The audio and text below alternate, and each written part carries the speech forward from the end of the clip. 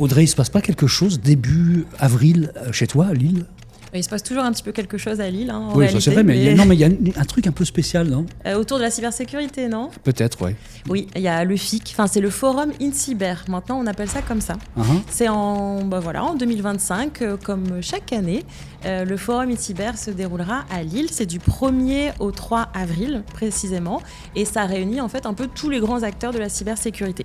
Donc c'est peut-être pour ça qu'on est en train de faire ce podcast filmé spécial des Résilients, parce qu'on le fait en amont du FIC, c'est ça l'histoire. Oui, et il est diffusé là, pendant le FIC. Donc l'idée, c'est vraiment de répondre à toutes les questions qui taraudent les personnes qui participent au FIC. Alors bien sûr, cette année, c'est sur l'approche Zero Trust, la grande thématique.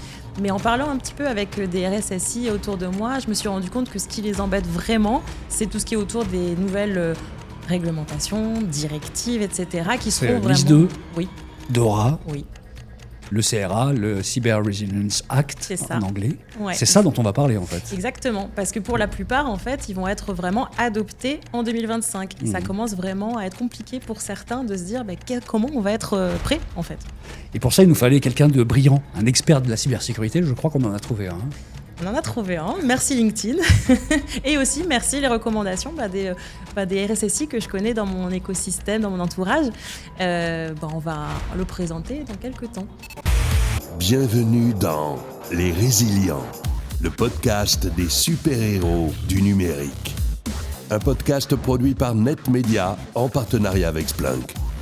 Splunk aide les organisations à être plus résilientes grâce à sa plateforme unifiée de sécurité et d'observabilité.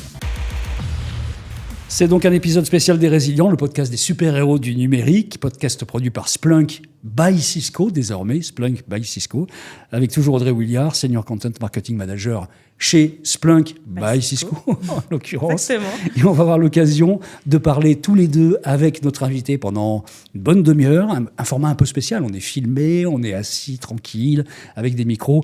Bon, Marc-Antoine Ledieu, c'est notre invité. Bonjour Marc-Antoine Ledieu. Bonjour. Comment on dit ? On dit pas maître, hein ? Non, ça se fait pas pour un... Non. Je ne suis pas très formel, non, je plaide assez peu, donc le maître, non, on peut s'en passer. Bon, vous êtes avocat et vraiment spécialisé dans toute la législation autour des enjeux de cybersécurité, entre autres. Hein, c'est vraiment. ça. Ouais. RSSI légal, c'est ça ? Voilà, il faut digérer ces législations. Et aujourd'hui, moi, je travaille beaucoup avec des RSSI qui ont besoin de savoir où se situer, où se positionner et comment ça marche. Et puis, comme il faut bien que quelqu'un lise tous ces textes infernaux, je prends des missions de RSSI legal, d'accompagnement vraiment spécialiste en legal cybersécurité. On parlait du FIC, vous allez intervenir au FIC sur le Zero Trust. Absolument. Comme tout le monde, en fait. Absolument, c'est la thématique de l'année. Je n'avais pas fait l'année dernière, j'y étais allé, mais je n'avais pas fait. Il y a 2 ans, j'avais fait de l'OSINT, les problématiques de l'OSINT appliquées aux leaks, notamment aux fuites de données. Cette année, je suis en plein Zero Trust. Audrey, tu as lu le blog, évidemment, de Marc-Antoine. Ouais, et ce qui m'a plu, c'est que vraiment, c'est sur la thématique de la BD, et c'est quelque chose qu'on apprécie dans le podcast. Vous avez vu, on est vraiment sur la thématique des super-héros du numérique. On a une illustratrice, nous, qui vient dessiner des costumes de super-héros. Donc, ça nous a plu. C'est un petit clin d'œil aussi des univers qui nous parlent. Pourquoi ce choix, d'ailleurs, de la BD, en fait ? Il y a plusieurs raisons. D'abord, je suis un fan de BD. J'ai commencé à 5 ans avec les super-héros. Moi, c'était Marvel. les X-Men. Okay. Ouais, c'est ça. C'était les nouveaux X-Men dans les années 60. On est en 74, 75 à peu près. Ensuite, moi, j'ai une mémoire visuelle. Donc, quand j'ai commencé à avoir l'autorisation, ce qui a été assez long, d'obtenir le droit d'utiliser les BD, ce sont des BD qui sont vendus dans le commerce, que j'utilise. Vous détournez, en fait, les bulles. C'est ça. Je raconte une autre histoire avec des personnages qui parlent rarement de cybersécurité. Ouais, et j'ai la liberté de changer les phylactères. C'est le terme technique. D'accord. Pour autant que pas de sexisme, pas de racisme, pas de politique. Moi, j'ai un discours qui est juridique pour essayer de faire comprendre tous les textes et la jurisprudence qui nous arrive assez régulièrement de France, de Navarre et de l'Union européenne maintenant. Exactement. Marc-Antoine Ledieu, on a plein de choses à vous faire dire. Il y a énormément de sujets dont on va parler. Mais d'abord, vous avez 2 surnoms. Ça, c'est important de le préciser. Vous avez un surnom qui dit super avocat. Ça, c'est bien, c'est superbe. Vous avez un autre surnom qui est l'odieux. Oui, Pourquoi, alors en fait, c'est un de mes clients qui m'a dénoncé, entre guillemets, qui m'a dit que j'étais surnommé l'odieux. Parce que l'odieux, bon, Ouais, on voit bien, Marc-Antoine on voit bien Lodieux, d'où ouais, ça va, c'est ça, voilà, ouais. c'est pas mal. En fait, je n'annonce que des mauvaises nouvelles. Ah, C'est-à-dire ouais. que ça va être compliqué, ça va être cher, ça va être long, il faut réfléchir, faut faire des plans d'action. Donc, quand je commence à envoyer des nouvelles, donc j'ai appris, donc j'étais surnommé l'odieux, et maintenant je fais des posts où je signe directement, signé, 2 points, l'odieux. Donc tout le Allez. monde sait que ça va être une mauvaise nouvelle, ou que je suis tombé sur la clause moisie du mois. Voilà, c'est notre nouvel axe. On prend des trucs pratiques qu'on voit passer dans les contrats, et puis de temps en temps c'est vraiment n'importe quoi. Donc voilà, on a fait la clause moisie du mois, ou la FAQ moisie du mois. Voilà, on se lâche avec l'équipe, c'est assez marrant. On va parler aussi de ce que les juristes aiment bien, enfin, c'est les définitions. En général, on demande à nos RSSI qu'est-ce que c'est leur vision de la résilience, leur définition. Pour vous, c'est quoi ? Alors, normalement, en tant que juriste, je devrais répondre par une définition légale. Ouais. Alors, on a vaguement une définition de la résilience opérationnelle numérique dans le règlement DORA. Bon, enfin, si je ne l'ai pas sous les yeux, comme elle fait déjà 27 lignes, c'est pas possible. Donc, moi, en fait, dans mon métier, au quotidien, je travaille beaucoup sur la partie technique pour essayer de traduire ça dans des contrats.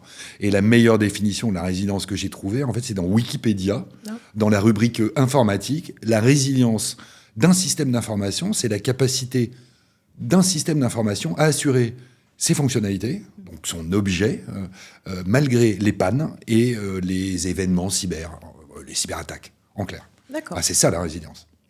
2025, il va y avoir Nice 2, DORA et le Cyber Resilience Act, donc le CRA, on va l'appeler comme ça, qui vont vraiment prendre de l'ampleur, là, pour le coup. C'est un peu le sujet dont on va parler, Audrey, aujourd'hui. Hein.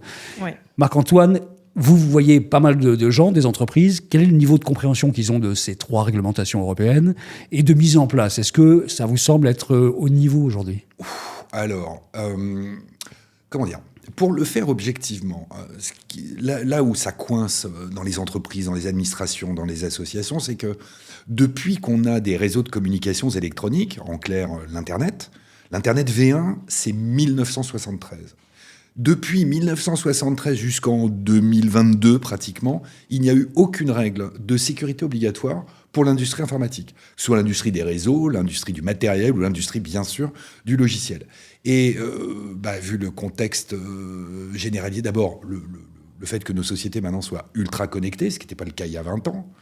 Moi, il y a 20 ans, je me souviens des premiers modems US Robotics qu'on mettait sur son bureau qui faisaient du bruit.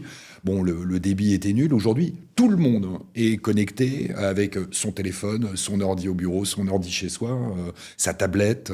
Donc déjà, l'explosion, enfin je veux dire, le nombre d'appareils connectés a littéralement explosé. Et puis ensuite, on n'a jamais pensé la sécurité de manière intelligente et dès le départ. Et puis ensuite, il y a le phénomène des cyberattaques, des escroqueries en tout genre, les brouteurs, tout fait. Et puis surtout, aucun d'entre nous n'a jamais appris à se servir de tous ces outils. À part ceux qui codent, dont on peut penser, on peut même espérer qu'ils savent à peu près ce qu'ils font. Les autres, il n'y a jamais de formation pour personne, ni au lycée, ni au collège, ni nulle part. Et donc tout ça nous a fait un cocktail consternant au final. Donc c'est ce phénomène aujourd'hui mondial des cyberattaques, dont on nous dit que ça rapporte plus que la prostitution et la drogue. Donc il n'y a pas de chiffre fiable, mais ça donne une idée de l'ampleur du phénomène. Et l'Union européenne, parce que c'est dans ses compétences, sur le territoire des 27 États membres, l'Union européenne s'est mise à légiférer de manière inversement proportionnelle à ces 50 années où il ne s'est rien passé. Et donc l'appropriation par les entreprises de tous ces textes, elle est très lente, parce que d'abord, c'est très compliqué à lire. Objectivement, c'est difficile à lire. Parfois, c'est même mal écrit. C'est le règlement DORA où on mélange des trucs. Ça n'a plus ni queue ni tête. Ça part dans tous les sens. Et puis, l'Union européenne, en l'espace de 3 ans, nous a pondu 3 textes de 150 pages, là où avant, une directive européenne, moi je me souviens celle sur les bases de données, elle faisait 22 pages. Et on trouvait que c'était beaucoup. Aujourd'hui, c'est 3 fois 150 pages. Très détaillé, très compliqué, avec des renvois.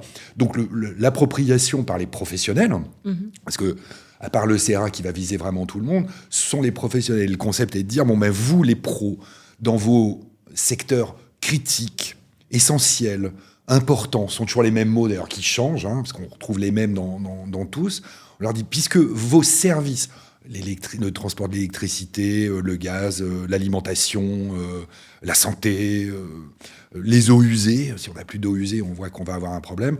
Eh bien, vous utilisez des systèmes d'information pour piloter vos activités essentielles, vitales, critiques.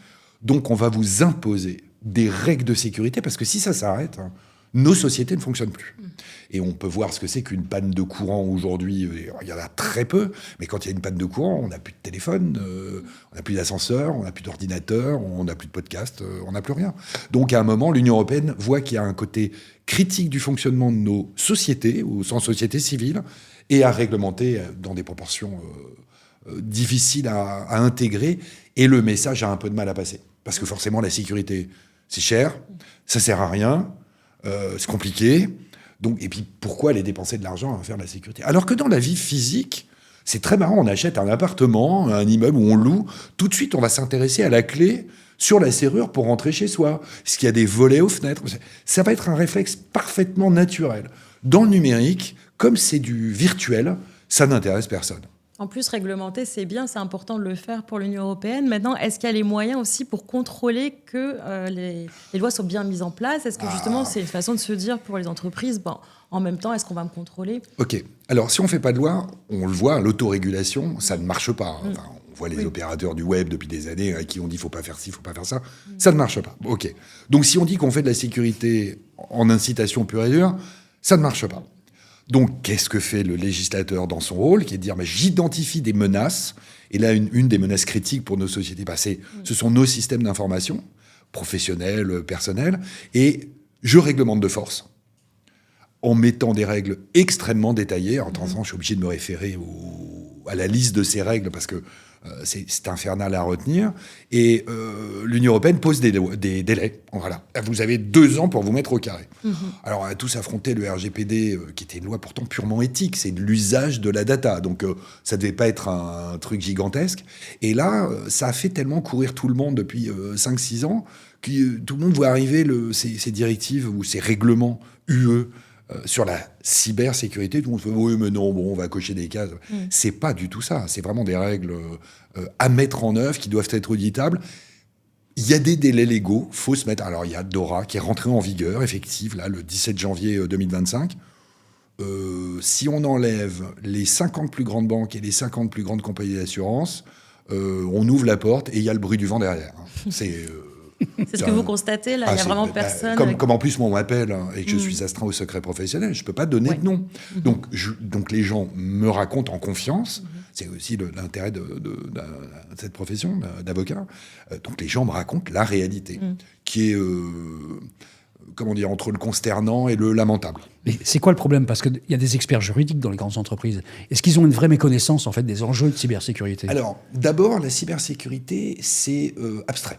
Donc déjà, c'est difficile à faire. Le risque de l'incendie, on le comprend bien. Le risque du harcèlement, qu'il soit sexuel ou moral, on voit très bien ce que c'est. Je veux dire, quand on a des gens qui se jettent par la fenêtre parce qu'ils sont malheureux au boulot, on a une appréciation très concrète. Le cyber, ça parle pas beaucoup. Ensuite, les gens qui sont dans la partie technique, genre, tous les RSSI, eux, ils ont très très bien compris, c'est leur métier. Okay, mais pour les autres, c'est un risque parmi d'autres, ça parle pas beaucoup. Et les juristes, alors on a un problème tout à fait particulier avec les juristes, c'est que les juristes ne s'intéressent pas à la technique. Or, ce sont des réglementations avec des règles de sécurité détaillées sur 10, 20, 30 pages, avec des annexes qui vous font des listes un peu cabalistiques par moment. Donc, les juristes disent, c'est pas mon boulot, je n'y connais rien. Alors, les juristes de banque, pour faire de la cybersécurité dans les banques, les juristes de banque, ils font du droit de la banque. Donc, du droit du virement, du droit du placement en bourse, du droit en je sais pas quoi. Donc, la cybersécurité, c'est pas eux. Et puis de l'autre côté, les techs disent mais nous, on ne sait pas lire ces documents parce que c'est une manière d'écrire qui est quand même très particulière, qui renvoie toujours à 2 articles, à 3 alinéas et à 5 annexes. Donc ils disent nous, on a besoin de soutien. Et c'est pour ça que moi, quand j'ai vu arriver, j'ai eu le déclic avec la loi de programmation militaire 2013, qui imposait des règles de sécurité gratinées aux opérateurs d'importance vitale. Voilà. Tout est dit dans le vocabulaire, ça n'est que ça. Alors, il y a les OIV, on va faire le SIV, ensuite on va faire du DORA, on va passer à NIS 2 avec les EI et les EE. Bon, soit on ne fait que ça et on finit par en tirer quelque chose, soit tout le monde surfile de la patate chaude et personne n'a envie de faire le job.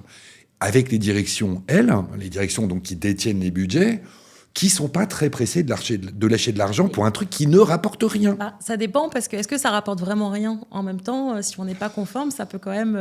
Alors, en fait aujourd'hui, les entreprises commencent à s'agiter quand on leur dit qu'il y a de la menace de sanctions pécuniaires. Donc, l'autorité de contrôle qui arrive. Par contre, là où le drame est en train d'arriver, là, c'est mon métier qui me permet de vous l'affirmer, c'est que derrière, il y a des procès en responsabilité. Parce que si on n'a pas fait le job, qu'on s'est fait poutrer, et qu'on a poutré tous ses clients quand on est un prestataire, IT, tout ce qu'on veut, je parle même pas des MSSP, nos amis prestataires de services de sécurité gérés, quand on a poutré tout le monde et que tout le monde vient vous demander des comptes, alors l'aspect moral, on n'en parlera pas, ça c'est pas mon métier, par contre c'est l'aspect pécuniaire. Et on commence à avoir des jurisprudences qui tombent. Et on en a une toute récente, cour d'appel de Rennes, là, du 19 novembre 2024, le prestataire n'avait pas conseillé à son client d'avoir des sauvegardes déconnectées. Okay, c'était un pur player du matériel et de l'infra. Il a pris l'appel d'offres, il a répondu, tiens, il a jeté un montant, il a été payé, il a tout signé. Mais les sauvegardes déconnectées, ça lui était pas monté au cerveau. Il se prétendait bien sûr spécialiste de la cybersécurité, comme tous, parce que ça fait chic. Voilà. Et au final, il a été condamné à un peu plus de 60 000 euros de dommages et intérêts parce que l'entreprise qu'il avait équipée s'est trouvée cryptoloquée, bien sûr, et toutes les sauvegardes ont été cryptoloquées. Donc à un moment, on cherche le responsable. Donc la CNIL, l'ANSSI, tout le monde ne peut pas arriver à contrôler tout le monde. Donc à un moment, ça va être la régulation par le jeu classique d'un état de droit qui va être la responsabilité et la recherche de dommages et intérêts. Mais aujourd'hui, les entreprises ne voient que la potentielle sanction pécuniaire, avec le cadeau qu'on gardera en surprise pour le CRA, parce que là, l'Union européenne, ils ont trouvé un truc terrible, mais je vous le garde pour tout à l'heure. On va rentrer dans le vif du sujet, Marc-Antoine Ledieu, sur les trois réglementations majeures, c'est-à-dire NIS2, DORA et le CRA. En un mot, quelle est la particularité de chacune de ces réglementations? Alors, en fait, ça s'imbrique assez bien. DORA, dont je parlerai assez peu, DORA, c'est un dérivé sectoriel, c'est NIS2, pour les banques, les assurances, les chambres de compensation et les fonds de gestion. En fait, toute l'industrie financière. Okay. Donc eux, ils ont leur texte à part, qui a été écrite par des banquiers. Donc en termes de cybersécurité, faire écrire par des banquiers, ils sont un peu ratés, il y a des trucs compliqués, c'est pas dans l'ordre, mais ça va. Donc en fait, il y a deux grands textes. Il y a NIS2, donc Network Information Security System, c'est la sécurité des réseaux et des systèmes d'information des entreprises ou des administrations ou des associations qui opèrent des services essentiels.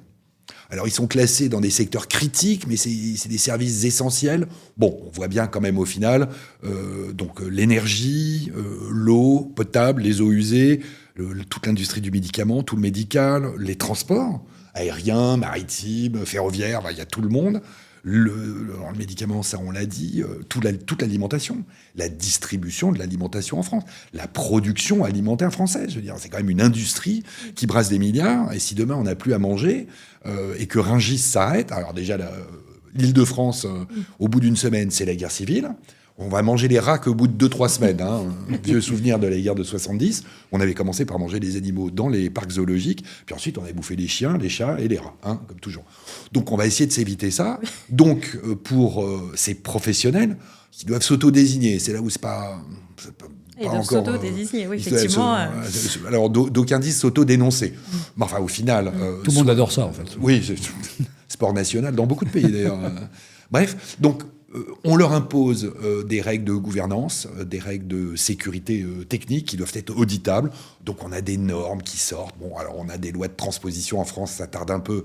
Enfin, tous les projets de décret ont fuité. Tout le monde sait ce qui va se passer pour ceux qui veulent voir le truc objectivement. Et c'est faire de la sécurité, de la cybersécurité auditable, avec des règles qui sont connues. C'est de l'ISO 27001, alors version 2013, version 2022, ça revient toujours au même, qui est décliné par notre ANSSI nationale. Et ça, c'est faire. Bon, donc c'est obligatoire. Alors on attend les lois de transposition. Là, nous avons le Sénat qui est en train de se pencher sur le problème, là, ces jours-ci. Ça va passer au mois de mai-juin.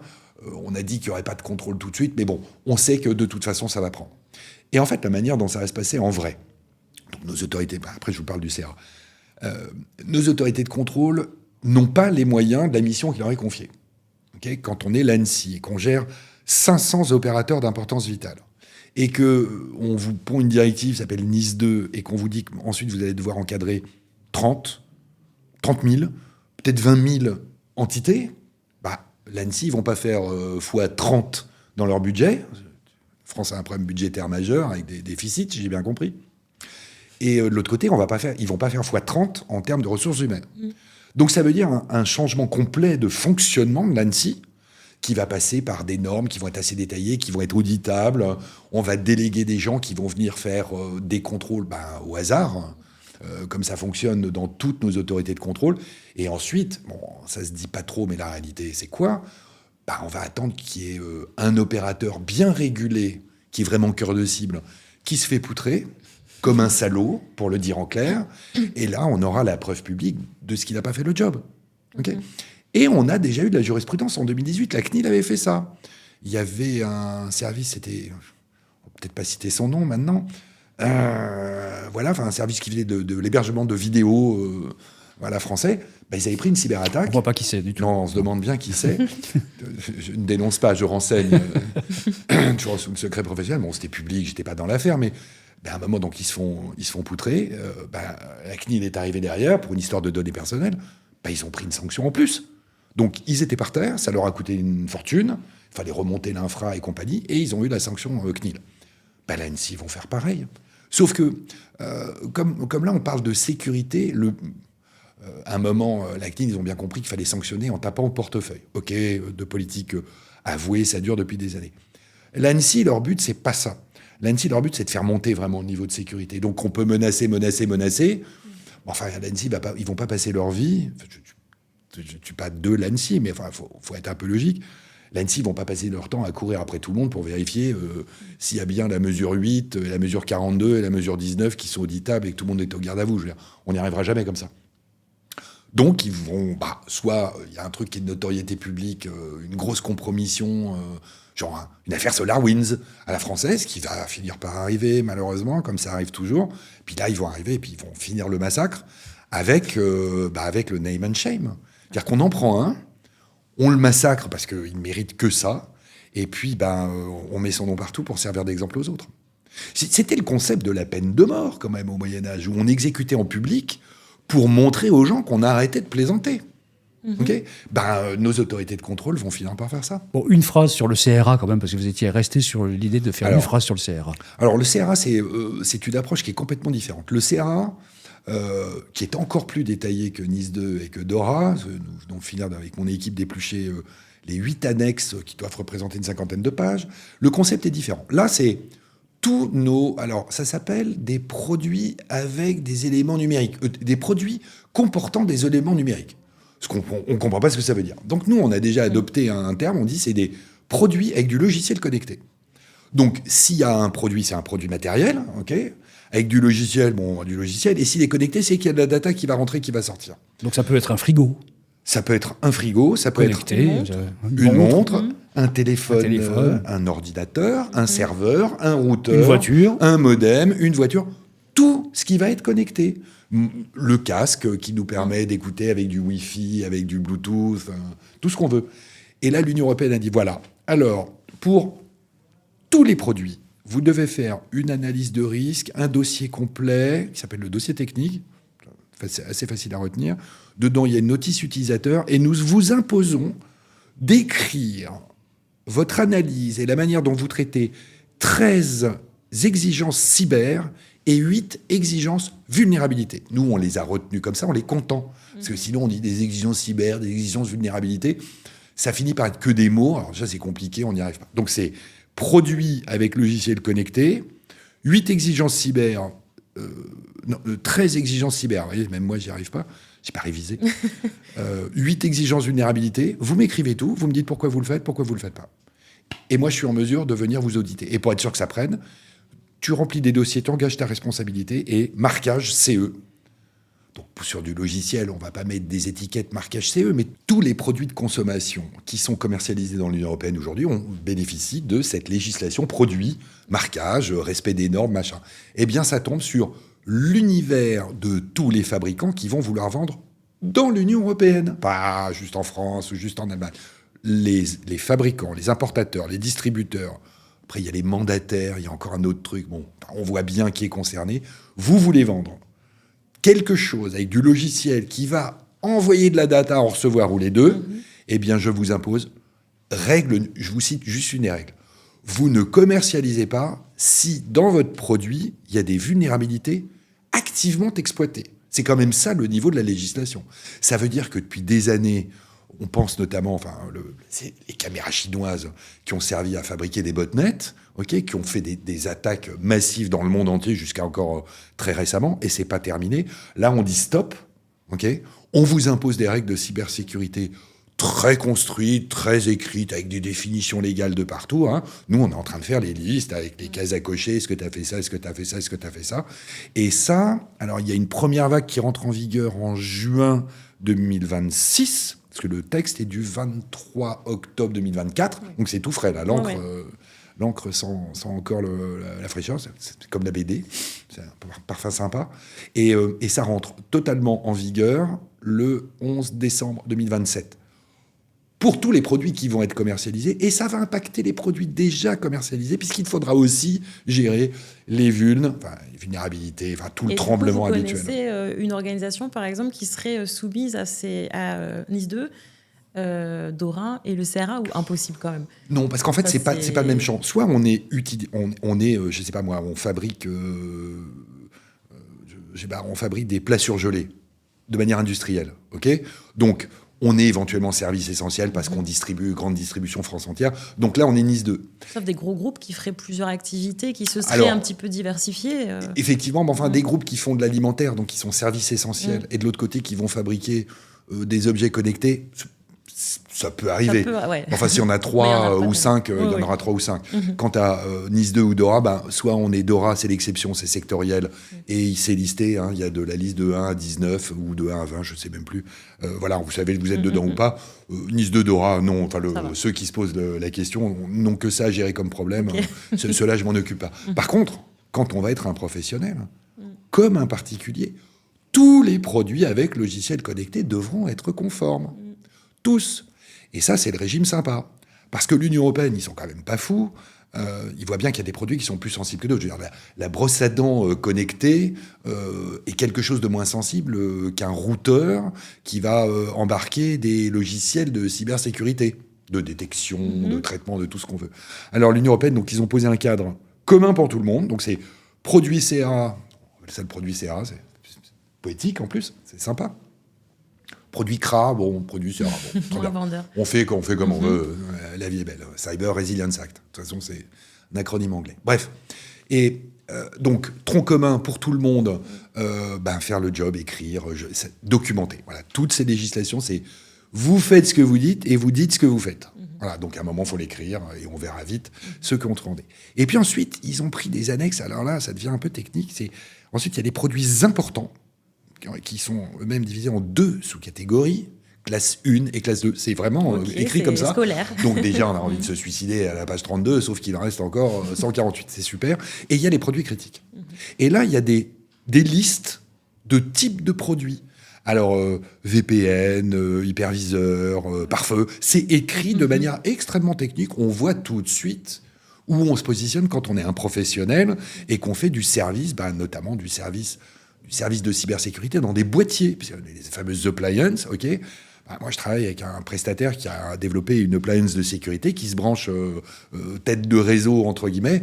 Boum, on regarde la liste. Toi, t'es produit critique. Bonjour. Moi, je ne suis que produit important, mais classe 2. Il y en a 4. Donc, il y a 3 produits critiques aujourd'hui, 4 produits classe 2 importants, et il y a 18 produits classe 1 importants. Voilà. Ok, bon. Donc c'est vraiment très difficile à retenir. Et pour couronner le tout, l'Union européenne, c'est écrit dans le CA, dit « Je me réserve le droit en direct ». Donc règlement, c'est vraiment la Commission de Bruxelles qui fait adopter par le Parlement un texte. Et ensuite, ça sort du contrôle parlementaire. Donc tous les textes dérivés qui arrivent en plus, c'est directement la Commission de Bruxelles. Donc on va vous modifier l'annexe 3, l'annexe 8, on va augmenter le nombre de trucs, on va augmenter le nombre de produits. Et c'est entièrement comme ça. D'accord. Donc déjà, on en a pris pour 150 pages difficiles à gérer. Et il y en aura des nouvelles et régulièrement. On va prendre, comme on l'a eu pour DORA, où on en est à 14 règlements d'exécution et règlements délégués, qui font tous entre 15 et 146 pages. En plus du texte d'origine. Donc quand on est les professionnels impactés, effectivement, à un moment, ben, y a tout qui tombe. Faut tout lire. C'est un vœu pieux. Faut essayer de tout comprendre. Alors là, ça relève du miracle. Et puis, il faut tout faire d'un coup. Alors là, c'est mission impossible. Alors, on parle beaucoup d'IA générative. Moi, j'avais envie de poser une question. Qu'une IA générative vous pose une question. Mais je ne suis pas allée voir ChatGPT quand même. Je fais les choses correctement. On a une IA générative à l'interne chez Cisco. Ça s'appelle Bridge IT. Et donc, les données restent à l'interne. Ça permet de ne pas faire de fuite de données. Donc, c'est pas mal. Donc, voilà, je suis corporate, j'ai fait les choses bien. Et je vais vous lire la question que l'IA générative a concoctée pour vous. C'est très concret, très précis. Okay. Alors, quelles sanctions sont prévues pour les entreprises qui ne se conforment pas au CRA ? Ah, effectivement, donc on l'avait abordé tout à l'heure. Donc, le jeu classique, CNIL, ANSSI, machin, c'est sanctions pécuniaires. OK ? Ouais. Avec sursis, bon, bref. Dans le CRA, comme on parle de produits, à un moment, il y a un côté physique. Eh bien, il y a, comme pour tous les produits, il y aura 2 possibilités qui seront offertes en plus des sanctions. Hein, ça se cumule. C'est le retrait du marché. Donc, c'est l'interdiction de vente. Okay, les stocks dans les magasins, on retire. D'accord. Les usines où les produits arrivent, vous stockez. C'est interdiction de vente, retrait de la vente. Et le deuxième, qui est une sorte en fait, qui est probablement le pire, c'est le rappel. C'est-à-dire qu'on oblige les professionnels, fabricants, distributeurs, importateurs, à aller récupérer tous les produits qui seraient défectueux, puisque si c'est pas conforme au CRA, c'est défectueux. Oui. Rappel, retrait. Et les bruits courent actuellement à Bruxelles, donc dans le cadre de la Commission, que pour faire comprendre que c'est une législation qui ne va pas faire rigoler tout le monde, ils annoncent des contrôles le lendemain de l'entrée en vigueur, qui seront très faciles à faire, parce que si c'est des brosses à dents connectées, il suffit d'aller au supermarché du coin, okay, on prend le produit sur étagère, on l'ouvre et on regarde. Ouais. Et la sanction peut aller extrêmement vite. Donc là, on peut s'attendre cette année à entendre des histoires 2027. D'ici 2027. Bon. Là, non, on est quand même en décembre 2027. Mais pour que ça prenne, le côté... Oui, alors, les sanctions pécuniaires, 3%, 2%, 1% du chiffre d'affaires, comme toujours. C'est la réputation et bon, c'est... la réputation, dans une certaine mesure, le retrait du marché. Là, c'est la mort économique. Et puis, sinon, on va compter les produits qui ont quand même été vendus malgré l'interdiction, avec resanction, machin et tout. Donc là, le bras de levier du législateur, c'est pour ça qu'ils ont trouvé cette législation produit, le côté produit physique, la box, entre guillemets, enfin la boîte avec le truc dedans. Et que ce soit du serveur ou des tas de trucs, ça va marcher de la même manière. Bon, Marc-Antoine Dieu, on va arriver dans une partie qui est différente de ce podcast. On s'est dit qu'on vous proposerait bien des petites questions sous forme de jeu. C'est Audrey qui va vous proposer ça. Et moi, j'alternerai avec des questions sérieuses au milieu. Donc, on va rentrer dans une espèce de mixte maintenant qui commence par un vrai ou faux, en fait. 2 anecdotes. Okay. Audrey. Alors, j'y vais. En fait, je vais vous raconter 2 histoires. Après, vous connaissez beaucoup d'anecdotes. Donc, vous allez deviner peut-être rapidement 2 histoires. Et puis, à la fin, vous me dites laquelle est vraie, laquelle est fausse. Et peut-être ce que ça vous évoque aussi, ces histoires. Donc vous demandez à un menteur professionnel de vous donner son avis sur ce qui est vrai, ce qui est faux. Ça va donner. Peut-être que je m'en viens aussi, on verra. Okay. Alors, on est en 2016. Une entreprise subit une violation de données. Elle tente de la dissimuler. Ça entraîne des amendes réglementaires. Le traitement de cette violation conduit à un examen approfondi des pratiques de sécurité de l'entreprise et le RSSI de l'époque est en fait licencié lorsque l'incident est rendu public. Donc ça, c'est ma première histoire. Malheureusement, tout à fait plausible. Deuxième histoire, là on est en 2007. Le RSSI d'une organisation... 2007, ouais. Le RSSI d'une organisation démissionne à la suite de pressions internes, après une attaque par déni de service qui paralyse toutes les opérations pendant plusieurs jours. La société arrive à résoudre le problème, mais c'est en fait le manque de préparation et de planification qui est blâmé, et c'est pourquoi en fait le RSSI doit quitter l'entreprise. Donc... Alors, la deuxième, j'adorerais, hein, mais ça, c'est comme le Père Noël, ça, c'est trop beau pour être vrai. Ça. Ok. Quoi que ce soit tout à fait plausible. Non, la première, par contre, me paraît... ça me rappelle une histoire, d'ailleurs. Laquelle, du coup ? En 2016 ? Ouais. Non, je ne donne pas de nom. Ah, pas de nom. C'est un réflexe professionnel. C'est ça, les avocats, ça ne donne jamais de nom. En fait. Alors, vous pouvez faire vos propres recherches, mais c'est effectivement la première qui était vraie. 2016, Et qu'est-ce que ça vous évoque rapidement, en quelques mots, ces histoires qui pourraient être vraies, en fait ? Qu'est-ce que ça évoque pour vous Mais en fait, d'abord, le phénomène des cyberattaques est un truc qui est en train de devenir un peu public. Alors que c'était quelque chose d'extrêmement confidentiel, Et le qui name and intéressait shame, personne. Voilà, enfin, je veux dire, à un moment, il y avait des attaques, les premiers virus, ça ne parlait à personne. Ouais. Là, maintenant que ça commence à toucher tout le monde, toutes les entreprises, toutes les administrations, même nos politiques, c'est dire, et les particuliers que nous sommes, je veux dire, à un moment, voilà, là, il y a eu le réseau X Twitter, apparemment, qui a fait l'objet d'une cyberattaque. Donc, qui est impacté ? Des tas de gens qui s'en servent. Donc, maintenant, ça se sait. Voilà, et puis ça devient palpable, puisqu'on voit qu'il y a des guerres, maintenant, qui sont menées en partie sur le terrain. Donc, tout ça est plausible ou vécu. Et astreint au secret professionnel, moi, on m'a raconté plein d'histoires qui ne sont jamais sorties dans la presse, ou que tout le monde a bien mis sous le tapis pour espérer que ça ne sorte pas, ou des documents, quand on les lit, on a envie de pleurer, mais comme c'est du document confidentiel, c'est du contrat, ça ne sort pas. Ok. À chaque fois que je me dis j'ai lu le pire ou j'ai entendu le pire, mais en fait, non, je suis toujours pas blasé devant... Attends, il y avait une phrase comme ça dans un film qui était terrible. Ne jamais sous-estimer le caractère prévisible de la bêtise humaine. C'était un film de Guy Ritchie il y a quelques années. Mais vous vous dites, mais quand on touche le fond, non, c'est encore possible. Le malhonnête qui va aller cacher le truc. Aux États-Unis, il y avait quand même un gars qui avait détourné les fonds de l'entreprise pour aller payer la rançon de la cyberattaque qu'il ne voulait pas dévoiler à sa direction. Eh ben, on l'a retrouvé. Voilà. Je crois qu'il a un peu fini en tôle quand même, parce qu'à un moment, cours de bourse, il avait menti, cours de bourse, il y avait soustraction, enfin, à un moment, c'était du vol, quoi, en clair, du détournement de budget. Enfin, bon, est-ce qu'il ne s'est pas sucré au passage ? On n'en sait rien. Mais il avait bien fait en sorte que ça reste sous le tapis, ça lui a un peu éclaté au visage, dommage, quoi. Et aujourd'hui, on voit bien que cette volonté de se faire discret, maintenant, quand des entreprises se font cyberattaquer, cryptoloquer et compagnie, bon, il y a ceux qui sont vraiment mauvais, donc ils se font pas de bruit, puis il y a les autres qui disent mais c'est inéluctable. Je veux dire, la fameuse phrase caricaturale, ce n'est pas si vous allez vous faire attaquer, mais quand je veux dire, maintenant, c'est vrai, ça ne fait plus rire personne.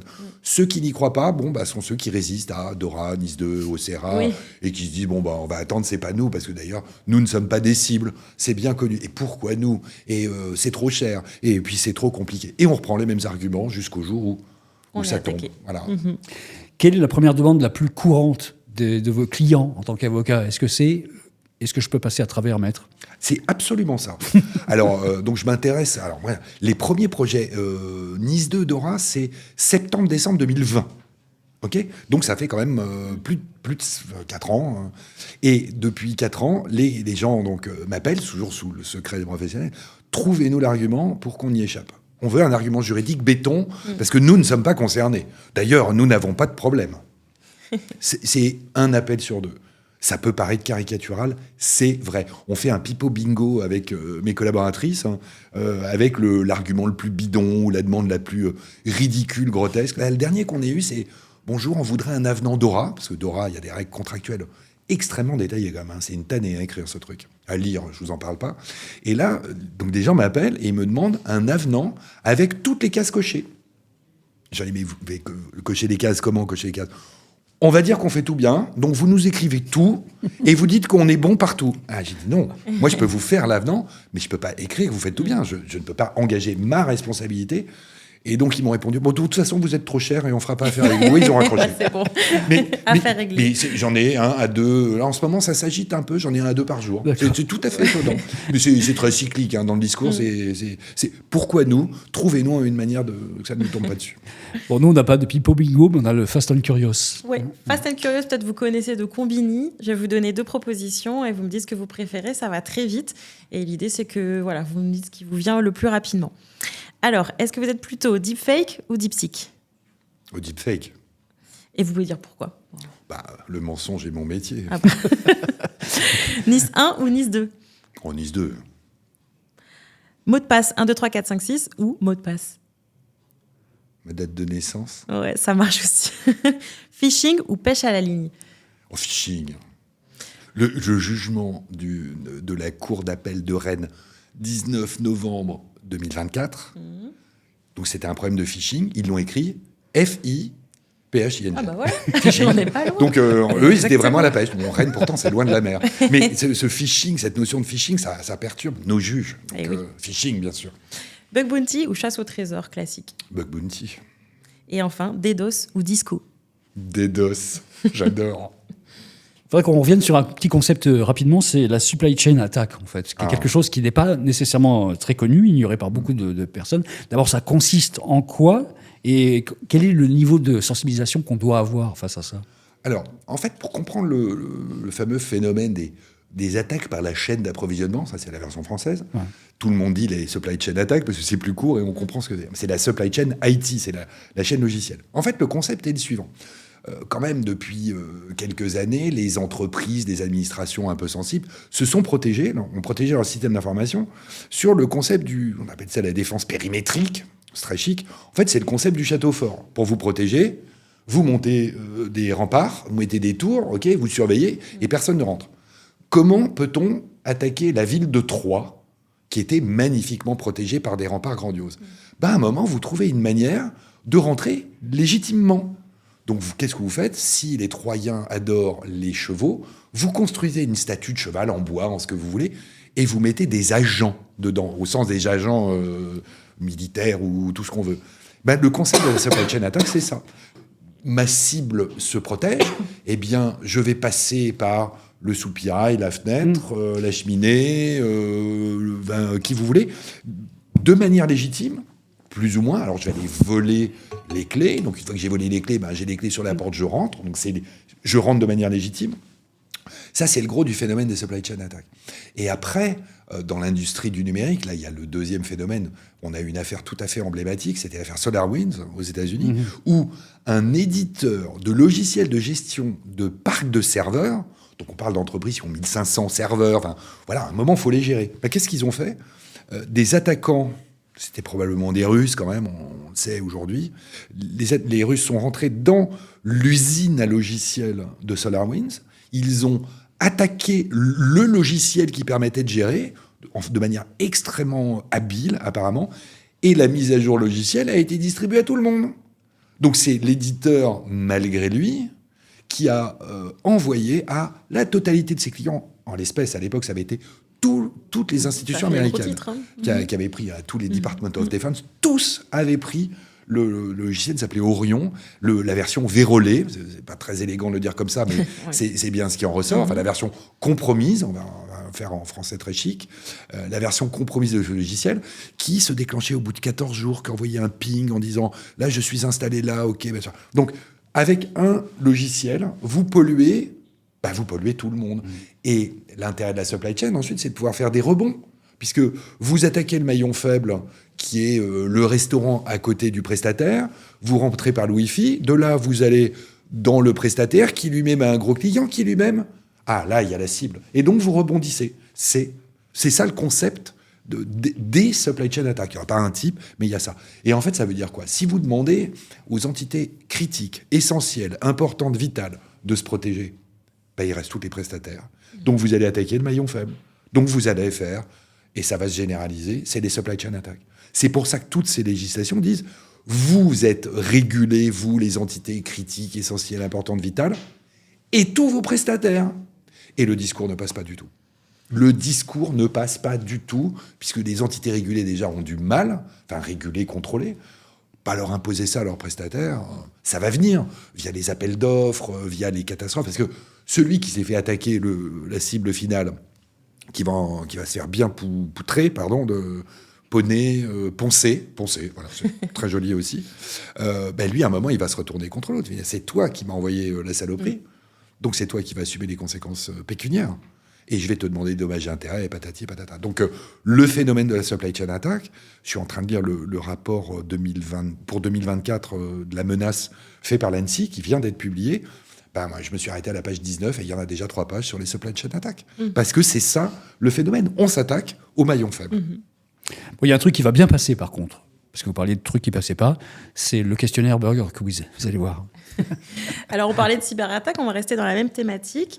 Je ne sais pas si vous avez déjà regardé Burger Quiz, il y a une partie, c'est sel ou poivre. Donc, du coup, je vais vous demander, Moi, ce qui m'a fait rire, en fait, c'est que souvent, le nom des cyberattaques, ça me fait penser à des noms de groupes de rock, de métal ou de hard rock. Donc là, je vais vous donner des noms.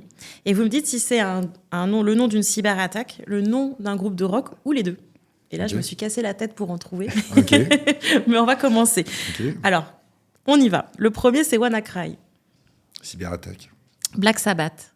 C'est groupe de hard. Deep Purple. Groupe de hard. Red October. Ça, c'était un film. C'est aussi une opération de cyberespionnage. Ah mince, ça, je ne Oui. la connais pas, celle-là. Mais... Aïe, aïe, aïe. Oh là là, je suis au bord du gouffre. Et je vais faire un grand pas en avant. DarkSide.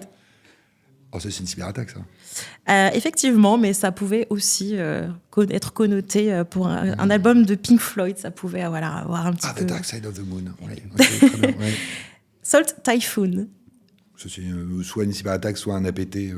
Ok. Petite cyberattaque. Ok. Et enfin, Wormhole. Oui, bon. Ça, pareil, c'est une APT, ça. C'est les deux. Ah. Et on mettra en commentaire le lien YouTube pour découvrir ce magnifique groupe de métal, du coup. Ah, ok. Voilà, à découvrir. Bon, plus sérieusement, pour les avocats qui sont spécialisés en cybersécurité, comme vous, d'abord, je ne sais pas si vous êtes très, très nombreux sur la place, est-ce qu'il y a un rôle, et quel est-il pour le futur, pour les entreprises, en fait, concrètement ? En fait, alors, nous, les avocats, on a deux manières de bosser. Soit on va plaider pour une histoire soit du pénal, hein, parce qu'à un moment, moi, j'ai été plaidé pour un hacker soi-disant éthique il y a quelques temps. Voilà, donc on était en correctionnel. Donc là, il faut un avocat quand même qui comprenne ce qui s'est passé. Donc moi, j'avais compris ce qui s'était passé, le juge pas du tout, le proc rien. Et tout le monde nous regardait fascinés. On était dans le sud-ouest de la France, entre une affaire de harcèlement moral et un type qui avait fait 8 tonneaux avec sa voiture, avec 2 grammes d'alcool dans le sang, et qui avait pris un peu de poudre blanche dans le cornet, en plus. Et au milieu, il y avait un délit d'intrusion 323 du code pénal. Donc voilà, c'est très difficile. Les juges n'y comprennent rien. Et là, sauf que l'attaquant, entre guillemets, enfin le hacker éthique, s'en était pris aux pompiers. Il s'était rien passé, mais il était rentré. Admin quand même. Hein. La mire voilà. exposée sur le web. Mais même moi, j'ai trouvé la mire. Hein. On faisait les pompiers donc, du Tarn, ça passait dans le Tarn. Donc on faisait le nom technique des pompiers du Tarn, Bloom, login, password, admin. 9 mois avec sursis. Ah oui. D'accord ? Puis direct, hein, on n'a pas attendu 3 semaines, le délibéré, pause, on a eu le temps d'aller fumer une cigarette, boum, direct condamnation. Donc ça, c'est un de nos rôles. C'est quand même d'aller défendre à un moment, puis après, les procès en responsabilité qui vont derrière aussi. C'est de la technicité, c'est des rapports d'expertise, enfin, c'est des trucs... je veux dire, quand le groupe Bouygues Challenger s'est fait attaquer en 2019, l'assurance refuse de suivre, donc ils sont en procès quand même depuis... ça va faire 5 ans. Oui. Donc là, il faut une technicité, il faut comprendre de quoi on parle. C'est pas que du droit des assurances, là, c'est vraiment du droit de la cyber. Ça, c'est un premier volet. Et le deuxième volet, c'est la partie contractuelle. Hein, parce que quand on impose à des entités régulées, essentielles, critiques, vitales, importantes, je crois que j'en oublie pas encore, ça va, à un moment, il faut écrire les contrats. Et les contrats, c'est une technique aussi. À un moment, il faut d'abord qu'il y ait tout. Ensuite, il faut que ce soit compréhensible, puis il faut que ça se signe. Parce qu'un contrat, vous arrivez avec un projet que personne ne signe, il ne se passe rien. Donc ça veut dire avoir tout un travail de pédagogie, déjà pour celui qui doit le rédiger et pour celui qui doit le signer. Après, ça donne lieu à des négociations. Bon, en matière de cybersécurité, la négociation, en général, moi, je coupe court. Je dis, écoutez, c'est la loi, c'est comme ça. Donc, si vous voulez pas signer ça, assumez vos responsabilités, vous le rayez, vous marquez que vous voulez pas. Et le jour où ça vous pète au visage, ne venez pas vous plaindre qu'on vous l'aura pas dit, quoi. Et on a dit ça pour la CNIL pendant un moment. Et là, ça va être la même chose. Sauf qu'on a très très peu de juristes, c'est pas enseigné dans les facs.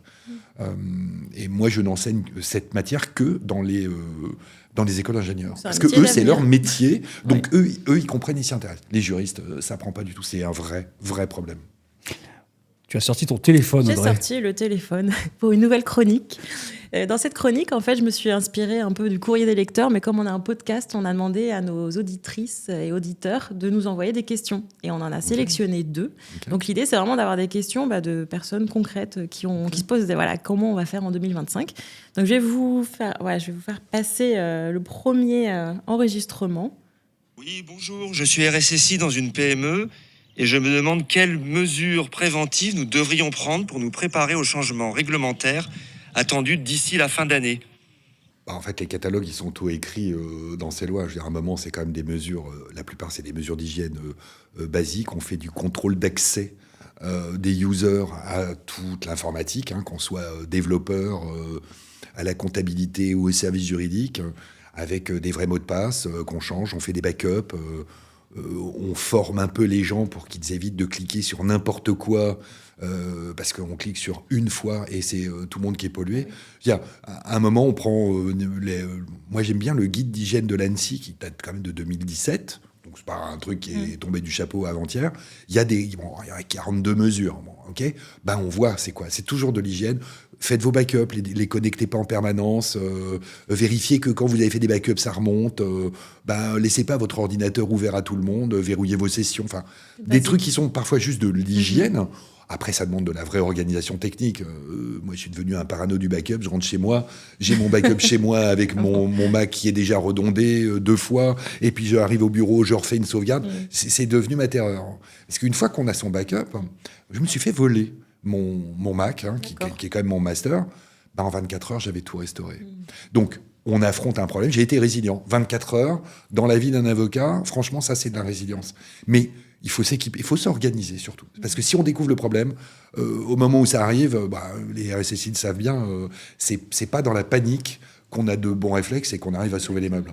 Parce qu'une fois que le CryptoLocker est là, pour quand même la majorité des cas qui nous arrivent, une fois que le CryptoLocker est là, c'est pas en débranchant l'ordinateur qu'on va arrêter le bazar. Allez, je passe au deuxième enregistrement et le dernier d'ailleurs. Bonjour, je suis directrice de la sécurité dans le secteur de l'énergie. Voyez-vous des régulations spécifiques émerger pour sécuriser les infrastructures critiques ? Vous avez 30 secondes. Ok, énergie, c'est Nice 2. Et l'Union européenne est en train de se pencher sur le problème très particulier des câbles sous-marins, que ce soit des câbles de télécommunication ou des câbles de transport de l'électricité. Parce que j'ai appris récemment que la Corse est alimentée en électricité par un câble sous-marin qui vient d'Italie. Okay. Parce que la côte est moins lointaine.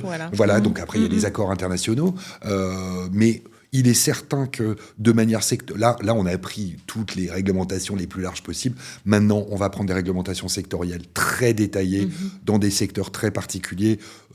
L'énergie, vu la sensibilité du fait, ne serait-ce que de la guerre de la Russie en Ukraine, on voit bien que l'énergie est un véritable problème.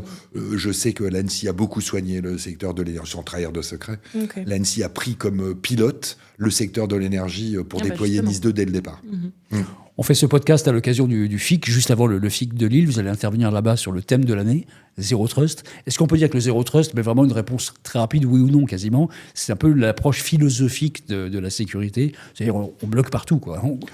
Alors c'est effectivement, c'est un protocole, c'est une recette de cuisine qui peut, on peut faire varier des ingrédients. C'est pas un truc écrit en dur, c'est un concept de cybersécurité. Le concept, c'est de dire, on ne fait pas confiance aux users, jamais, nulle part. Voilà, on devient parano, donc c'est pas qu'on le flique pas, mais on le piste, on va tracer tout ce qu'il fait, partout où il est passé, on va vérifier tout le temps qu'il a bien le droit d'accéder à telle application, à telle base de données, à telle donnée personnelle, on va vérifier que son appareil il est bien chiffré, j'ai même un client qui fait de la détection comportementale, en fonction de la manière dont vous tapez sur le clavier ou vous faites bouger la souris, au bout d'un moment, la machine détecte, que c'est peut-être pas vous, parce que vous êtes levé dans le train, dans le TGV pour aller au bar, et vous revenez, il y a quelqu'un d'autre pendant ce temps-là qui a tapoté sur votre ordinateur. Alors, c'est un truc un peu paranoïaque, mais ça existe. Le Zero Trust, c'est une série de réflexions autour de est-ce que je fais confiance à mon user, à celui qui utilise tel appareil, est-ce qu'il a le droit d'eux ? Je vais vérifier. Et dans le doute, je le bannis. Okay. Allez, soyons tous parano. Petite photo, tiens. Ah oui, ma dernière chronique, c'est une chronique qui m'a été inspirée par Léa Salamé, on a parlé juste avant. Donc je vais vous montrer une photo, et vraiment rapidement, en une phrase, qu'est-ce que ça vous évoque ? Donc quelle émotion, quel sens, voilà, qu'est-ce que ça vous évoque ? Alors, ma première photo, je la montre ici. Oui. Monsieur le directeur général, c'est ma réponse. C'est votre réponse ? Alors, c'est concis. Alors, ensuite, c'est Vincent Strubel, le directeur général de l'ANSSI, Agence nationale de la sécurité et des systèmes d'information. Pour ceux qui nous écoutent et effectivement et qui ne nous regardent pas en podcast, une personne importante quand même, notamment pour notre sujet. Absolument. Alors, la deuxième image, qu'est-ce que ça vous évoque ? Bon, ça, c'est une de mes slides en BD. Effectivement, en fait, la BD, c'est une manière de faire passer un discours, soit pour faire peur, soit pour que on puisse retenir. Moi, j'ai une mémoire visuelle, donc je vois un dragon qui crache du feu, il y a un picto Nice 2, et je vois le projet de décret, donc je me souviens très bien quand j'ai fait ça. J'ai fait des épisodes pour essayer d'expliquer les 20 mesures de sécurité qui vont être obligatoires, qui sont les projets de décret de mesures de sécurité, donc préparés par l'ANSSI, qui ont fuité dans la presse. Donc, dès qu'on est tombé dessus, qu'est-ce qu'on a fait ? On a épluché, on a essayé d'expliquer, voir. Là, ça nous rappelle ci, ça c'est comme ça, là, il va falloir faire ça. Et moi, je communique notamment via les réseaux sociaux et sur mon site web, enfin sur notre site web, puisqu'on est une équipe maintenant. Et on essaie de rendre le truc un peu compréhensible, avec de temps en temps même un peu d'humour, on essaye, quoi, parce que la matière est extrêmement technique. On a l'impression de toujours répéter les mêmes choses, comme remplir, vider une barque à la petite cuillère, alors que la mer est autour. Enfin, c'est un peu difficile. Et puis là, les dragons, je trouve que les dragons, c'est bien. Il y a le côté, c'est énergique, ça brûle. Moi, j'aime bien la BD où il se passe des choses. Et là, il y a une série, ça s'appelle Guerre et Dragons. Il y a des dragons terribles. Moi, j'adore. Et là, la dernière image, on reste sur l'illustration, mais c'est pas le même style. C'est un petit pied de dé, voilà. Qu'est-ce que vous voyez ? Notre amie Dora, l'exploratrice, qui nous a fait beaucoup rire au début quand on a découvert donc, le Digital Operational Resilience Act. L'acronyme, ça fait Dora. Donc la grosse vanne était au début. Alors, Dora l'exploratrice, Et puis, et très rapidement, j'ai dit, vous devriez commencer à le lire, vous allez moins rire. Et les gens me rappelaient après en disant, oui, c'est vrai que c'est gratiné. C'est peut-être plus sympa de regarder ça, c'est finalement, beaucoup plus de temps sympa en temps. Il faut vraiment avoir des enfants petits pour sortir des épisodes de Dora l'exploratrice, mais c'est distrayant. Voilà, c'est ça. L'étape après, Ça c'est les Teletubbies. Et l'alcool, bien sûr. Marc-Antoine Ledieu, on arrive à la fin de ce podcast spécial, mais on garde quand même les bonnes habitudes avec les questions finales. Si vous aviez un super pouvoir, ce serait lequel en une phrase ? Alors ça, vous m'avez posé un énorme problème avec ça. Moi, des super pouvoirs, j'en ai déjà des tas. C'est d'arriver à lire toute cette documentation infernale. En fait, non, moi, j'aurais aimé être un super-héros. Et donc, comme j'ai commencé avec les Marvel, moi, j'étais très Blake et Mortimer, mais ils n'ont pas de super pouvoir. En fait, moi, je suis Wolverine. Et transposé au cinéma, je serais volontiers Dark Vador. Mais des super pouvoirs. Ça ne vous servirait pas tous les jours dans le boulot, non plus. En même temps, Dark Vador, il a une belle carrière. Bon, il est mort, comme tout le monde. Enfin, t'es un peu le chef de l'Étoile Noire, t'es le bras droit de l'empereur. Moi, je trouve que c'est pas mal. On s'appelle le dieu, finir bras droit de l'empereur. Puis il avait un casque magnifique quand même. Puis lui, il avait des vrais super pouvoirs. Bon, il en avait un usage un peu difficile vers la fin, mais non, Dark Vador, c'est mon héros. Le dieu, vous portez bien votre nom. Quand même. C'est gentil. Sur mon bureau, j'ai une statue de Dark Vador qui fait, 30 à 40 cm, qui me regarde toute la journée. Et j'adore Dark Vador, c'est magnifique. On reste sur la thématique des super-héros. Est-ce que vous auriez une super-héroïne ou un super-héros à nous recommander pour un prochain épisode ? Quelqu'un qui aurait des choses à dire sur la résilience ? Alors, oui. Moi, je travaille beaucoup avec des gens qui font du pentest, des professionnels sérieux. Et j'ai rencontré, je vais pas mal à Brest, j'ai rencontré Brice Augras, qui a monté son entreprise. Ils sont maintenant une bonne quinzaine. Et c'est vraiment emblématique de cette nouvelle génération. C'est un type qui n'a pas 30 ans, qui est tombé dans la cyber vraiment très très jeune, qui a eu un parcours scolaire pas très orthodoxe, on va le dire comme ça, qui est un véritable génie dans sa matière, qui en parle très bien et qui baigne dedans. C'est devenu sa profession. Avant, c'était sa passion. Maintenant, c'est sa profession. Et j'ai le plaisir de le croiser assez souvent. Je vous le recommande chaudement. Ok, merci. Merci beaucoup, Marc-Antoine Ledieu. Avec plaisir. Vous étiez donc aujourd'hui l'invité de cet épisode spécial des Résilients. Je vais faire une fin comme on l'a fait d'habitude, même quand on n'est pas filmé. C'est en amont donc, du FIC 2025 à Lille qu'on a réalisé cet épisode spécial. Le podcast Les Résilients, c'est le podcast des super-héros du numérique, évidemment, un podcast produit par Splunk, by Cisco aujourd'hui, la plateforme qui renforce la résilience de votre organisation. Merci à Audrey Williard qui est là présente à chaque fois. Et je vous retrouve sur le FIC d'ailleurs, je suis stand B2 sur le stand Splunk et Cisco. La version audio de ce numéro est disponible sur avec tous les autres épisodes d'ailleurs, sur l'ensemble des plateformes de podcast. On attend les likes, on attend les commentaires. Et si vous avez un invité potentiel, ça peut arriver aussi à nous proposer pour le podcast. Ouais, vous pouvez aussi nous recommander des personnes que vous admirez ou qui ont des choses à dire sur la résilience. Ou si même vous êtes un super-héros du numérique, contactez-nous sur LinkedIn et puis on vous parlera. Et surtout, dites-nous si cet épisode spécial, filmé comme ça, en mode vraiment podcast intime, vous a plu. Merci à tous. Merci. Merci à vous. Retrouvez l'ensemble des épisodes de Les Résilients sur toutes vos plateformes de podcast préférées. Et pour plus d'histoires d'organisations résilientes, rendez-vous sur le site de Splunk. SPLUNK. À bientôt.